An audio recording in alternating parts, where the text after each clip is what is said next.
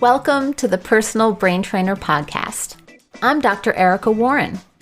And I'm Darius Nomdaron, and we're your hosts. Join us on an adventure to translate the scientific jargon and brain research into simple metaphors and stories for everyday life.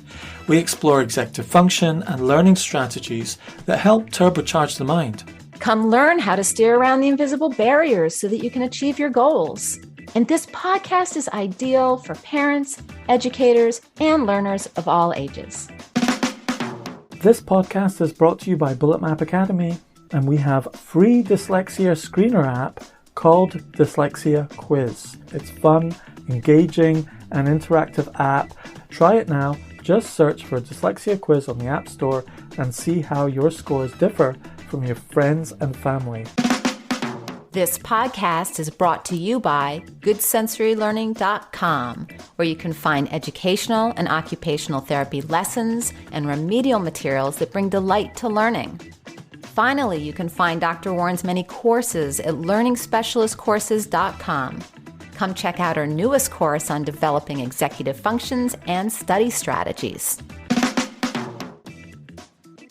So, what's the topic for this week, Erica? Well, this is going to be a really great podcast because we're going to be talking about the 12 strategies to help improve executive functions.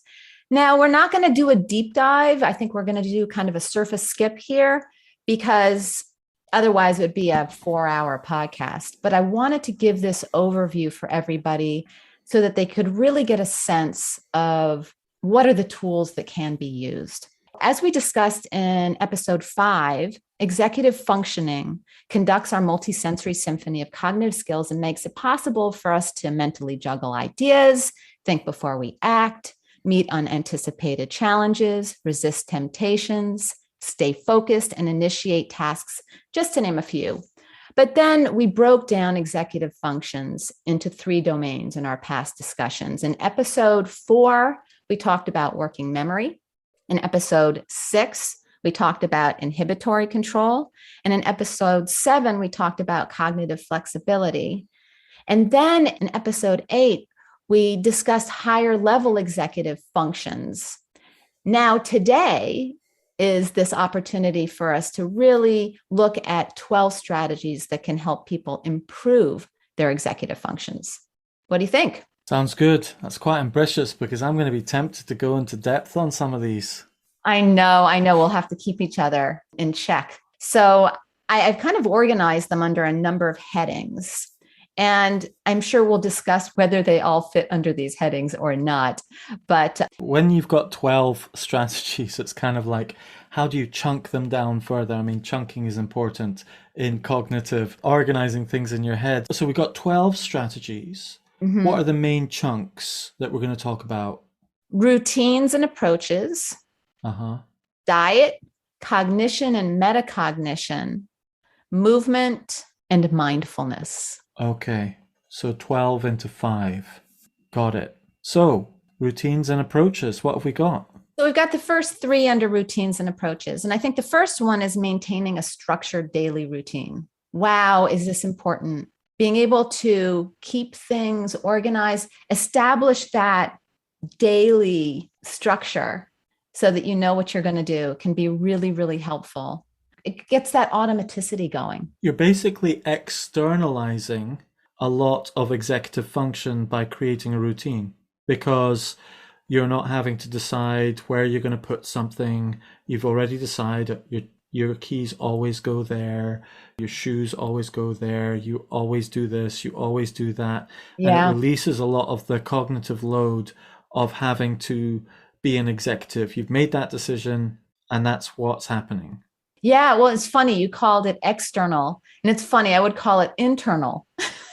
I'm internalizing it, meaning that I'm getting into that routine. But I see your perspective of calling it externalizing. It's kind of funny. It is. We should talk about this more in another episode. Because I'm dyslexic, I have to externalize a lot of my habits. So, for example, to brush my teeth, I put the toothbrush outside of the cabinet. So it becomes a visual, externalized reminder to brush my teeth. I see. I see. So you create these kind of visual reminders. Yeah. And it's Yeah. funny when I do things like every time I go into my garage, there are 4 different light switches that you turn on so you can see. And I used to leave it on all the time. So every time I go in, I cross my fingers and I don't let my fingers uncross until I've turned off the lights. And it's just Ah, as you would call, an external strategy yeah. so that I don't forget. So that's Yeah. We interesting. we need to do a whole episode on structured daily routines and so Oh, on because it's a biggie, isn't it? What all of these things that we're going to be talking about are deep dives. They're deep okay, dives. what's number two? Number 2 is using planners and any kind of personal assistant technology, PDAs. And they can be a real game changer because, yeah, I guess as you would call it, that is you're using an external system to give you reminders and to help you to keep yourself organized. But wow, what a difference, and how I have really become dependent on some of those things. They really, really help me having these kind of weekly reminders, even working with my students. I'll send myself an email to send another email. Yeah, yeah. An email to remind you to do an email. I mean, do you remember the days when the Filofax was a godsend? Like you discovered the Filofax. Did you ever go through that moment where you went and you get a Filofax and you open it up and you've got everything filed away? Okay. I guess I would call that an accordion organizer. I don't think we have Filofax in the Oh state. yeah. Okay, well, you do have it in the States, or you did. Maybe it's bigger here in the UK, but basically, yes, an accordion organizer, and it's like a mini clip binder with all your calendar in it, and you write in things and you flick things through it, and it's your planner. But it's basically predates the smartphone and the iPad and so forth. But having a planner is just so crucial, isn't it? Yeah, and for some people, it's interesting. Some of my students, for example, really like to have something that they can hold in their hand. They want to be able to write things. For me, that is so crucial. So it used to be you wrote it on paper or you put it on a computer. Now there's this third realm where you write it on a computer, like you write it on your iPad, and this whole genre of digital planners, people coloring in their planners and planning their weeks on their iPads and so forth. And I often do that with children too. And there's something about coloring in your planner and sketching and so on that helps you process and just sort of look at what you're doing and digest it for a bit. That you kind of need that physical action to sort of fix it in your mind and in your awareness.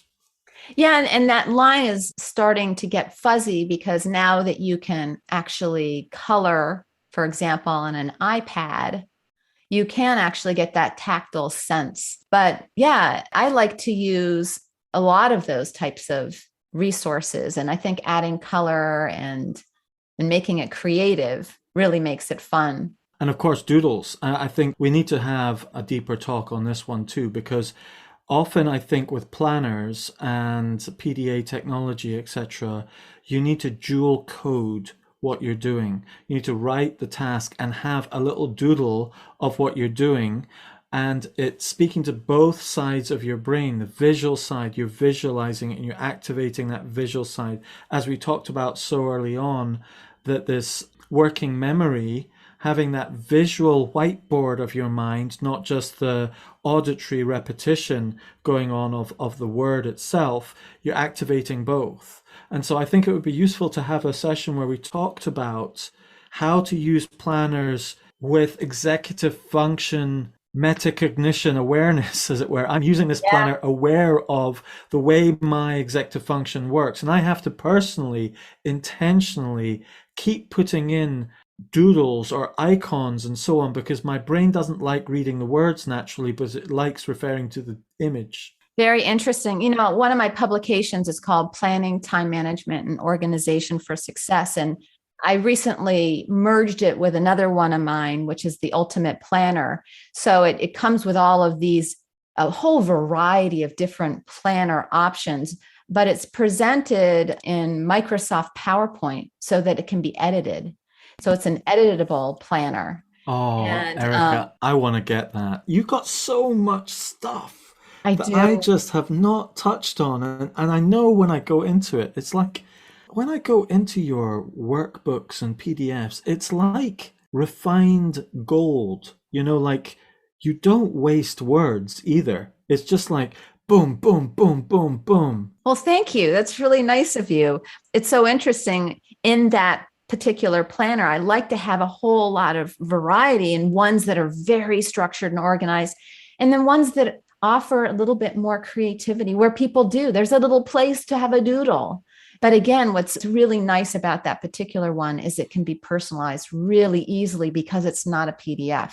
So allowing yourself or your kids to pick something that resonates with you is so important, because if we don't, we probably won't keep up with it. And this is so incredibly important. Okay, number 3, we're going to talk a little bit about developing study skills is an incredible strategy for really developing executive functioning skills. Again, a study strategy fits really well under routines and approaches because you're developing a way of doing things that works. And we're just going to talk about 4. There's spaced repetition is a nice study skills approach where you space things out. We are going to deep dive on that, but there's a lot of research behind spaced repetition. So instead of studying for a test right before the test, if you study right after you learn the information and then a couple days later, and then a couple days later, review it, the research shows that you'll get it into long-term memory a lot faster. The other thing is we want to use memory strategies. I know you're a big proponent of memory strategies when we're talking about developing study skills. I mean, this is what I live and breathe in one of my companies, Bullet Map Academy. We teach children visual study skills, and space repetition is so important. And often having a visual approach allows you to repeat or revisit the information more rapidly. And so space repetition is more realistic to look at a mind map, for example, and quickly scan through it in 1 or 2 minutes rather than reading through a page or 2 of notes. Memory strategies, again, visual. I think this aspect of working memory Right. is very important within the executive function. We talked about working memory and how to maximize your working memory by working on the underused visual whiteboard of the working memory. And this also applies to spaced repetition, using memory strategies, planning out projects visually, etc. That's right. That's right. So I think using visualization, or as they call it, the visual spatial sketch pad, is I've always called as kind of the secret weapon to learning, because Yeah. there are those kids and adults that really don't know how to use it. And when you learn to use it, it's just amazing how your brain works so much better. I mean, And I see this even in business. If you're having a conversation like this, where there are 12 points you're talking about, you're immediately going to overwhelm everyone's working memory because it's normally a unit of 7 at the most, right. generally speaking. And if you've got dyslexia or executive functioning difficulties, it's normally 2 or 3. And so if you know that already, it's going to be more than 2 or 3 points. Write it on the wall or on a bit of paper so you're both looking at it.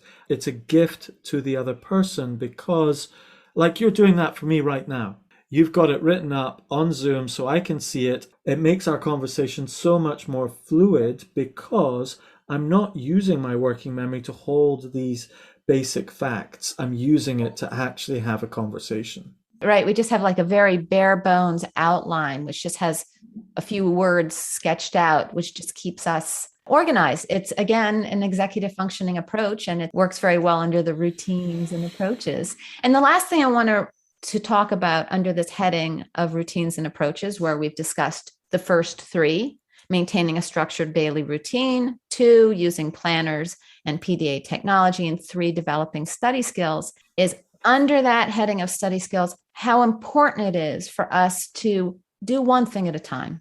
Too many of us are multitasking these days, and unitasking is the way to go. Do one thing at a time to completion.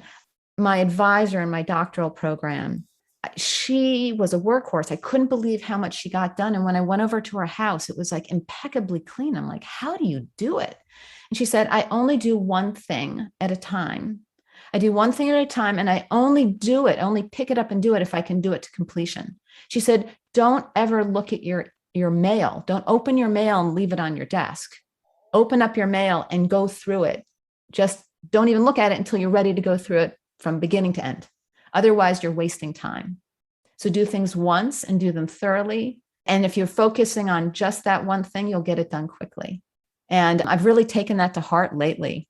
And I think about her and that thought all the time. And it really is kind of a guiding force for me, is do one thing at a time, do it from beginning to end. And then, I don't have these huge lists ever, because I kind of get things done in the moment. And I stay very focused on that one thing. Granted, I do have a list of things that I want to get to, but it definitely helps me to keep my desk organized and my time organized. It's a nice strategy. The guy who wrote Getting Things Done, the GTD method, well, Getting Things Done is like a mega productivity book that actually works. One of the fascinating rules he had in there was, if you've got something in your hand that you can do within 3 minutes, do it there and then. Don't put it on your list. Right. Then he has another rule, and that ties in with what you've got there, which is, well, there's other rules in there. It's a great book, but that's an interesting corollary with what you were saying there, adding it into what you're saying is... Yeah.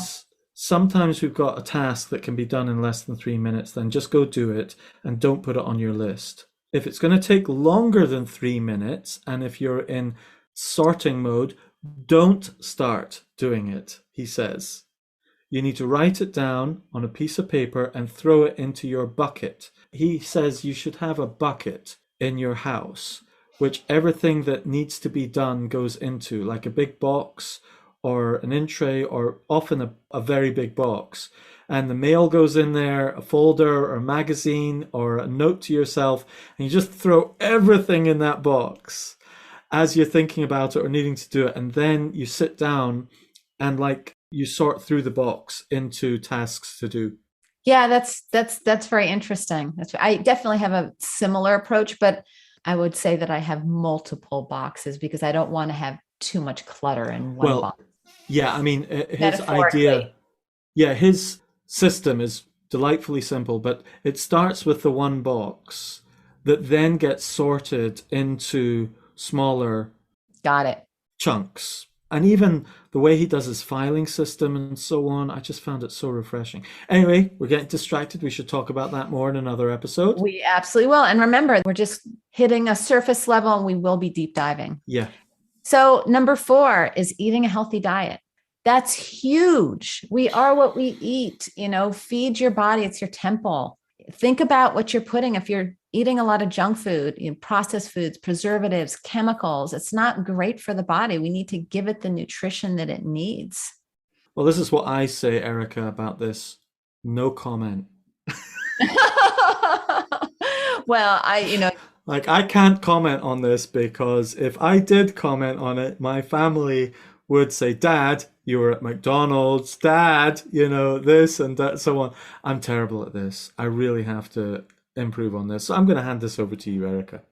Yeah, this is my life. I struggled with ulcerative colitis and also had cancer and many other things. And diet really healed my body.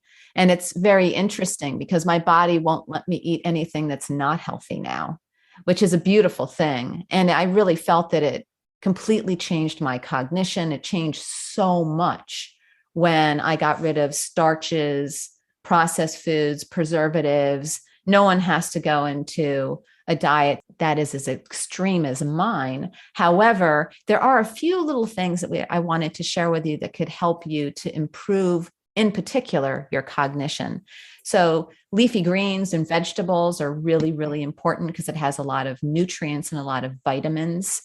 I juice every morning and I put all sorts of, it's a very colorful juice. And that is an amazing thing to feed your brain. Another thing is fatty fish. We want to, well, it's interesting. I kind of have given up on fish lately because I'm just so concerned about the pollutants. But I actually use Thor has a omega-3 that I use that is a fatty acid that I really like. And that's one that Andrew Huberman, in his Huberman podcast suggested. So I started using that one. Another one is berries. Berries offer a lot of nutrients as well and have a lot of antioxidants. You're going to like this one, Darius. Tea and coffee can be helpful. Caffeine can give you a short-term boost in concentration. And even in a research study at Johns Hopkins University, they saw that even giving a 200 milligram caffeine tablet actually did help people with memory. So it's really interesting. So I think, you have to be careful again with coffee. There's the expression, everything in moderation is probably good, because I do know of some people that overdo it with the caffeine. What's your thought on that? Yeah, I buy that even without the research because I want it to be true. It's a cognitive dissonance thing here. Yeah, I'm happy to have that reinforce my belief that I should have my coffee in the day. Well, the other thing is coffee is a stimulant. And Yes. stimulants help people with attentional issues. It can actually help you to focus, because if you think about it, Ritalin, that is also a stimulant, and it's not that different than coffee. Coffee is a stimulant too. It's just a shorter acting stimulant. Okay, I remember we were talking about, I probably got ADHD as well as dyslexia, undiagnosed as it were. And you talked about how these stimulants can help people with ADHD. In another episode, let's talk about the effects of stimulants with ADD Totally. and so on, and the food. I'd really like to do more of that. Yeah, it's interesting, isn't it? This is a great wish list that we're creating here, Erica. It is a wish list, and we'll do it. We can really jump off of this platform of these 12 suggestions. Walnuts is another great one to give you the omega-3 fatty acids if you don't want to have fish. Fermented foods are amazing because it gives you all the probiotics and gut flora that will really help you with digestion and really impacts your thought processes as well. I find that if your gut is happy, then your brain is happy. But if your gut is in distress, it really does have a major impact on your brain, because if you have anything like leaky gut, which is where the toxins get into the bloodstream, it does affect your brain. So fermented foods can really help to heal the gut. And then finally, I thought I'd put this in for everybody, dark chocolate. Dark chocolate can actually be helpful. It has a lot of antioxidants and helps to preserve the health of the brain cells. So that's it on food. We're moving to the next category, cognition and metacognition. In that one, we have 4. So we're going to be doing 5 through 8. So the next one is 5, which is thinking out loud. I love this for the work that I do with my students. There's no better way to teach executive functioning skills to other people, particularly children, than to think out loud. Show them how you think. Self-talk can also help you to manage your own cognition, but you can do all sorts of things with that. What's your thoughts? Yes, I like that a lot, Erica. And I had this experience where I was taught how to sail a yacht. I went and did the Royal Yachting Association day skipper license. So how to sail a dinghy or a yacht in open waters for a day and navigate and so on. What I found fascinating was, and interestingly enough, my instructor was dyslexic. And what she did, she modeled this very, very well, thinking aloud. So she would be standing in the boat and she would say, I'm standing here, I'm looking at the sail, I'm looking at that telltale, I'm making sure that this rope is tight, I'm making sure that's happening. I'm looking at the compass bearing. Yes, we're holding our compass. Yes, it was 273 degrees. Did I write down the 273 degrees? Yes, I did write down the 273. There it is. And she is just talking about everything that she's thinking about as a sailor. She's sailed around the world and so on. It was just brilliant because it ended up becoming my voice, and she was training my internal voice and so when I got hold of it, she would then said, right, Darius, talk out what you're thinking. She said, I would say, oh, there's a big boat on the horizon. I think it's approaching us at 20 knots. We need to keep an eye on it. And I'm a bit worried about that. And she's like, is there anything else you want to be saying? And I'm like, oh, I don't know. But I got distracted by that and I wasn't holding my bearing or whatever. And so she could actually not just judge me by my actions, but by my self-talk. Oh, that's beautiful. What a great way to be able to see inside another person's head, particularly when you're working with kids or you have attentional problems, because then you can you're witnessing your inattention. Yes. Or you're witnessing someone else's inattention. So getting the people around you just to think out loud every now and then can be really a fun ride.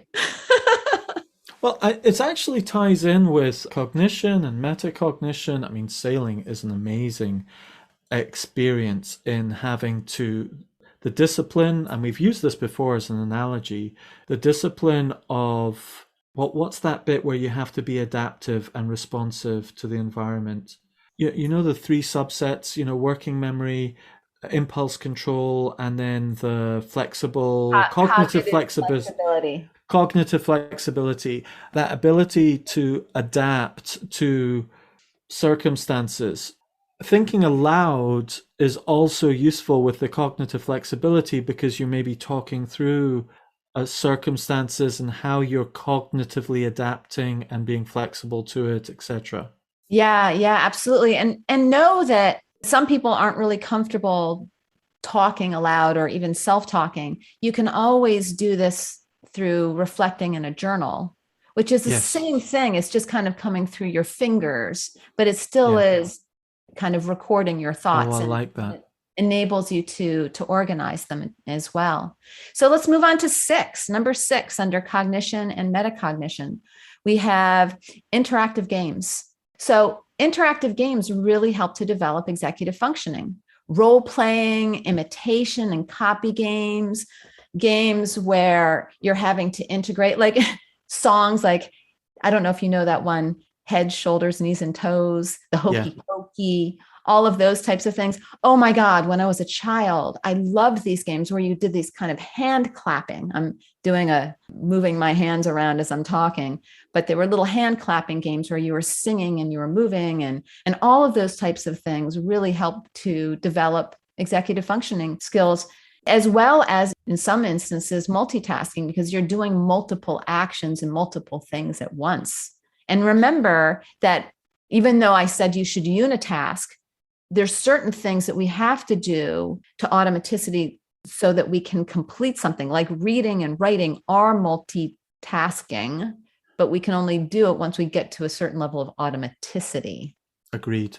And I remember when I was a Rudolf Steiner school teacher at Waldorf School, I was a primary school teacher, we did a lot of these learning through songs, rhymes, rhythms, movements, routine, and so on. We had a whole morning program that I designed. Every class teacher has to design their own morning program. And actually, when I'm reflecting on this, it's basically an executive function sequence, like the roll call at the beginning. When I did roll call, I used to sing it out to them and they would sing it back to me. I love that. Leonardo, are you here? And he's like, I am here. And so it was, these 6-year-olds, 5 and 6-year-olds and so on. And I would do it with a lyre and so on, playing a harp and so forth. And then I'd write poems for the kids. The kids would do their birthday poems and recite them. There would be skipping. We would do our times tables with skipping ropes. And there was this whole cascading sequence of maybe an hour's program in the morning where we just repeated and repeated. And what was interesting in that whole process was pedagogically, they did exactly the same thing every morning, every day, in the same order, which is really brilliant for autistic kids as well. But it's also great for dyslexic kids because it gets them into a routine. Maybe they can't hold a routine or the automaticity that well. But then what I would do is I would change the routine according to the seasons, but it wouldn't be a brand new routine each season. Each game would change ever so slightly and morph into something different. So we do the times table skipping, or it would change to a different times table or a different skipping activity, etc. And so there was a morphing of these habits. So I think a lot of this is that you start morphing these habits as well, that it's not just, it's iterative, it's not just set in stone and that's it forever. You're adapting your habits gradually. Yeah, beautiful. I love that example. Thank you. I wish I was in your classroom. That sounds like so much fun. The next one, number 7, is pursue cognitive remedial therapy. The question is, what is that? It's really about going back and looking, what are the core cognitive skills that are required to do things such as reading, such as writing? So, for example, if it's really hard for you to write, your handwriting is really messy, that's going to always get in the way of the writing process. So one of the things that you can do is you can go back and strengthen your fine motor skills. So that would be an example. Another one is, say, whenever you read, your eyes have trouble tracking from one line to the next. So you might need to go back and strengthen your visual tracking skills. That is cognitive remedial therapy. So where we're going back and we're strengthening core areas of cognition, and we're developing them, and we're building some of them to a point of automaticity. When you say that to me, sometimes I think to myself, you may be an adult and you go back and you remediate something like that and you think, well, we're kind of past it. But what I've noticed is sometimes in certain jobs, for example, I know here in the UK, you can do a workplace needs assessment for dyslexia, ADD, autism, whatever difference or disability that you've got. You can get workplace needs assessment done, and it finds the roles you're doing and finds out particular things that might be tripping you up without you realizing it. And for example, there was one probation worker writing down the dates of the next appointment incorrectly. And the result was the probation person would turn up at the wrong time, and that's breaking their probation. And so he was a brilliant probation worker, but he wrote down the dates wrong and incorrectly often, and he couldn't always tell if he got it right or wrong. And so this workplace needs assessor, what she did was she said, I'm going to give you one piece of tracing paper, and you're going to trace over the top where it's written in the official document, and then you're going to put it over and trace over the top of that onto the piece of paper, and it's going to make an imprint, and then you're going to write into that imprint and hand it over to that person. So you're 100% sure you've got it right. And so it's a very extreme example, but that's the sort of thing that saved his job and saved many people from unnecessarily breaking their probation just because of this glitch. And so there are certain things that can be super important to remediate that are these very fine, detailed executive functions. It's like the core skills behind executive functions. That's true. I'm using the term incorrectly, yes. So visual processing is a great example. We talked about visual tracking, which is a little different, but visual processing, are you processing what you see? And, I had one student that I worked with, he had very poor visual spatial skills. And we went in and did cognitive remedial therapy. And we started very, very simple. So we were doing super simple elementary activities, even though he was much older.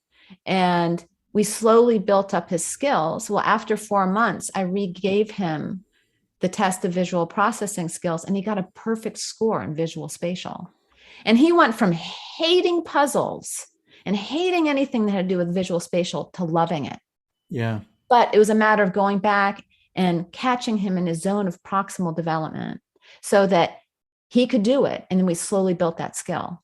So cognitive remedial therapy, I've seen it do profoundly helpful things for kids, because now that kid isn't going to have that hurdle for the rest of his life. He's addressed it. So in effect, what I hear you saying here is that this isn't actually an executive function skill that you're developing or an executive function exercise directly, it indirectly affects your executive function, because when we were talking about the working memory, we were talking about information coming in externally into the whiteboard or that focal point area. And that's the working memory, that's the executive function. But if bad information comes in, you can't process good stuff. Bad information in, bad decisions out. So this cognitive remedial therapy is about cleaning up that information coming in, is what I'm hearing from you. Yeah, information processing. Absolutely. Absolutely. Like visualization. You want to make sure that kids know how to do that, right? And if they can, then that's going to help their executive functioning skills. Yeah, go listen to the working memory episode again. This will make a lot more sense in context. That's right. Yeah, that's right. Working memory was episode 4. Yeah. Okay, let's keep it rolling. What have we got next? Now we're moving on to number 8, brain exercises. There's a lot of conflicting research about brain games and is that beneficial. But I can tell you that brain exercising works. If you don't use it, you lose it. But any kind of brain stimulation can help to build different cognitive processing areas. And that's one of the things that I like to do is very similar to the cognitive remedial therapy, but it's a little different. But, and they say with the elderly, for example, that it's really important that they're always keeping their brains busy, that they're doing different exercises. You don't always want to do the same thing. So if you love Sudoku, that's great. But if you keep doing it, the benefits will minimize over time. You want to keep learning new things. But there are certain games. I have a lot of games at Good Sensory Learning that work specifically on executive functioning skills, building those kind of core working memory, those 3 core skills of executive functions. But yeah, so I have a bunch of those at Good Sensory Learning, but they're also ones that you can get on Amazon, like Set and Spot It. And then even there are some brain games online, which I quite like. There's some at Lumosity that I think are really quite good. But the other thing to remember is you always want to have some level of direct application. If kids are playing these games or these exercises and there isn't really any application to school or life, sometimes they don't actually know how to apply it. So they need more explicit instruction on how to apply it. And that's where those skills of thinking out loud can be really beneficial. Right. So we're moving on to a new category, which is movement. And under movement, we have 3. And the first one is exercise.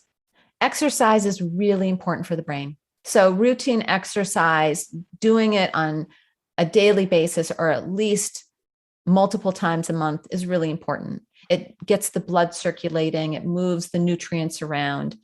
Any kind of 10-minute intervals, whatever you can do to give your body the exercise is really helpful. I have one little student, when she loses her focus, it's like her brain empties and she can't do anything. But what I've discovered is that whenever I see that happening with her, I will just say, hey, it's time for a brain break. And we get really excited. We jump up and we dance or we do, but it doesn't have to be for very long, like 30 seconds. We'll do 30 seconds of jumping jacks or 30 seconds of running up and down the stairs or 30 seconds of twirling. And then she sits back down and she's back online. It's amazing. One of the things that I used to do was juggle when I studied. So I'd take a break and I'd juggle for a minute or 2 and change up what I was juggling and so on for the brain breaks. And another really useful thing for this is getting a dog. I sometimes wonder if I didn't have my dog, how much exercise I would actually do. I don't do very much exercise. I need to do more, but I do walk at least half an hour to an hour a day. And I do about 10,000 steps and miles of walking because of my dog. And I think that can be helpful to have something that forces you to stay in an exercise routine like that. So one of the nice things you can do too when you're walking your dog is throw in a couple intervals. Just jog for 30 seconds. Okay. Maybe 3, 4 times during each walk. jog for 30 seconds, because then you're getting your heart rate up. And then all of a sudden you're getting that interval training in. And that can Okay. be really helpful. And that's an easy thing. You're already doing that. And I'm sure your dog will be excited about taking a 30-second little jog with you as well. So let's move on to the next movement recommendation or strategy that we have to help with executive functions. Martial arts. Martial arts really, really help to develop executive functioning skills. What are your thoughts on that? I used to do Shotokan karate. I remember when I was an 16, 17-year-old, I was playing rugby and I said to my head teacher, I want to stop playing rugby because I'm getting too violent. I'm going to go and do martial arts instead. And it made me less violent, ironically. But the whole discipline, there's so much in it. There's routine, it's visual, it's moving, there's a rhythm to it, there's lots of sequences, katas, where you have to do a sequenced set of fighting sequences. You then need to have the cognitive flexibility to go away and take those moves and recombine them in different ways to adapt to a real fight. There's stretching, there's aspects of meditation, there's exercise, there's breathing, there's all sorts of what you've been talking about included there, isn't there? Yeah, and it's interesting because what research has shown, they did a study with kindergartners to fifth grade students, and they trained them in the martial arts. And what they did notice that it had a big, significant increase in improved self-regulation skills. Ah, self-regulate. Do you know the symbol of when you stand and you're just about to do a fight, or when you begin, you have one fist covered by a hand, okay? And the symbol of a fist covered by a hand symbolizes power under control. Huh. And also the symbol of meekness, the word for meekness is power under control. And so sometimes when we think a person's meek and mild, that's self-control. They have power, but they're choosing not to use it to overcome. They're controlling their power. And that symbol in martial arts, to stand there and you bow, saying that I'm going to use my power under control. I love that. And what is that? That's executive functioning. That's metacognition, but using it in a physical way to make you mindful. That's beautiful. Yeah. I love that. Especially if you're made aware of it. So again, in many ways, what we're trying to do in this podcast is to start embodying executive function in everyday life through visualizing it, imagining it, physically doing it. And physically, it's about becoming self-aware enough of why you're doing something and what it's for. And so if you're going through the martial arts and keep doing this repetitive task of fist, hand over fist, and you're bowing, and you do it for like 3 years, and then you become a black belt, and someone says, by the way, do you know what that was all about? This is power under control. You should be telling yourself that when you're a white belt. And they're like, I'm intentionally taking my power under my control here, and I'm learning self-control. And that's in effect what we're doing here with this podcast, is starting to wake us up to being more intentional about what maybe we do already. Maybe we're already walking. Maybe we're already doing martial arts. Maybe we've already got a planner. Maybe you do that planner a bit more intentionally by using your visual skills, or the martial arts by saying, I'm doing this because it's not just exercise or whatever, Really nice. The last one that we have under movement, which kind of makes me giggle, is music training. We weren't really sure where to put it. And Darius said, oh, no, that works under movement. So tell me, why do you think musical training should fit under movement as an executive functioning training? Or these 5 categories you've created are arbitrary. right. You've created the mindfulness and so on. It's not like these are scientific categories for executive function. So let's just clarify that. We're just trying to chunk these 12 things that you have identified as very helpful for executive function. But I mean, music training under movement, it's a really micro movement, isn't it? And it's also the movement of the music. I mean, music is a sine wave, isn't it? Through the air. It's moving through the air. It's moving you. I mean, I had children when I was teaching them that simply could not sit still if they heard music. My daughter had to move when she heard music, and she's at the dinner table and there's music, and her body's moving, just and even if it's imperceptibly, she got to the point where she's imperceptibly moving, but I knew she was moving. She was definitely dancing on the inside. And so there's something about music that is about movement as well. So that's why I think it fits under movement. Oh, that was so beautiful. I love that. Now I feel very confident with it under movement. That's really beautiful. I have to tell you this fun story about music. So, and I don't know how it fits in, but I bet you can figure out some way to shoehorn this in. So when I was in the primary school teaching primary kids, we all had these homemade lyres. I got these parents to make these wooden lyres. They're little harps, pentatonic harps. And the children would play the harps together. And because they're pentatonic, they couldn't dissonate with one another. Any note they played worked. And I got the kids to play one note, a C, and we all played the note. And then I got them to put their hand up in the air. I said, we're going to play this note. I want you to put your hand up in the air. And then when you stop hearing the note, bring your hand down. So we played the note, and then it went doom. And they all had their hands up in the air. And then after about 2 or 3 seconds, most of them put their hands down. After about 5 seconds, there was about 6 kids with their hands up. And then after about 20 seconds, there was no sound. It was completely silent. 2 kids had their hands in the air still. Wow. And then after about 30 seconds, one of them put their hand down, and the young lad, we'll call him M, he was one of the naughtier boys in the class, had his hand up. And then I stopped, and we were all totally silent.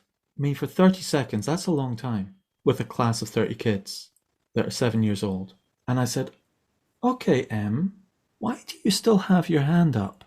And he's like, I can still hear it. He was hearing it on the inside.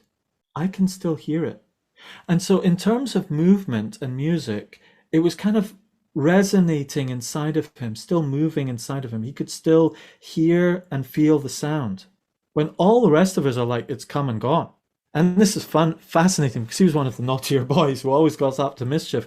But in those moments where he really was connecting physically and so on and emotionally, he could still physically hear it inside his body, as it were, in his ears and resonating. What do you make of that? Well, it's very interesting, because maybe that has something to do with why he was naughty in class. If he was that hypersensitive to sound, right? And if you're in a classroom of 30 kids, that could create a lot of dissonance, which could make somebody a little dysregulated. It's just a theory. But what a lovely story. And, they did do some research with children, and they did discover that they had cognitive improvements related to executive functioning when they had only 20 days of music training. So there is some nice research out there that shows that learning, performing, and reading music all require executive functioning. Yeah. We're moving on to number 12. And that is going to be meditation and breathing. And that is under the heading of mindfulness. I could have made meditation and breathing 2 separate ones, but I think they kind of go hand in hand, but not always. Well, I guess you always have to breathe, but some meditations actually bring in a very specific type of breath. But both of these are wonderful ways to improve executive functions. Self-regulation, stress responses, inhibitory control. There's a lot of research on all of that stuff. Also improving attention. I'm looking at a number of studies here that claim that it really does make a big difference. And I think it works with all ages. I would add to this prayer as well. Prayer, meditation, and breathing. It's something that's often not mentioned. And it's interesting in terms of executive function, because sometimes you're verbalizing what you're thinking or asking. It would be fascinating to see that process of prayer in terms, I mean, sometimes silent prayer, silent meditation, or meditating on a thing. So sometimes meditation can be meditating to empty your mind, or sometimes it can be meditation on a thing, a singular focus on some wise words or scripture or even an experience or whatever. So it doesn't always have to be seeking an emptiness of mind. It can be a dwelling on a thing. I'd throw in prayer as well into this as well. It's really interesting. It's lovely. Yeah. And you can even focus on your breath. That's a common meditation, focusing on your body or the different parts of your body where you're doing a body scan. But there's a lot of research showing, and there are a lot of devices out there that can help you with meditation. And I have an app on my phone that I really like called Breathe, which also helps you with meditation and breath. But the other person that really helps us to understand how amazing breath can be in managing the body and the brain is the Wim Hof method. Wim Hof holds a whopping 26 Guinness World Book records for extreme sport challenges, including running a full marathon above the Arctic Circle wearing only a pair of shorts. So, wow. And that he does that through breath. He takes a series of very full breaths, which enable you to handle a lot of extremes. And a lot of people are reporting that had major medical issues that their body is healing through breath. So it's amazing how breath and meditation can, yes, help us with executive functions, but it can also help us to improve our body functions and our brain, because it's just putting us in a better mindset and it's giving the body what it needs to heal itself. Fantastic, Erica. Well, this is a great list of 12 things. Let's wrap this up. Could you give us the top 12 in order again, just as a quick sort of summary? Sure. So we would say that the 12 strategies to help improve executive functions are: maintain a structured daily routine, use planners and PDA technology, develop study skills, diet, think aloud, interactive games, pursue cognitive remedial therapy, do brain exercises, exercise your body, consider the martial arts, music training, and finally, meditation and breathing. What a lovely list. Thank you, Erica, for putting that together. I know that was a lot of work. And we're going to go into some of them more in depth. We might not go into all of them more in depth, but let's cherry pick a few. Well, let's surprise the listeners with what we're doing next in the next episode. So we'll surprise you. Thank you very much for listening. Thank you very much, Erica, for preparing all of that. And thanks for a great discussion. Great. Well, we'll see you next time. Bye. Bye. Thank you for joining our conversation here at the Personal Brain Trainer Podcast. This is Dr. Erica Warren. And Darius Nomduron. Check out the show notes for links to resources mentioned in the podcast. And please leave us a review and share us on social media. Until next time, bye. Bye.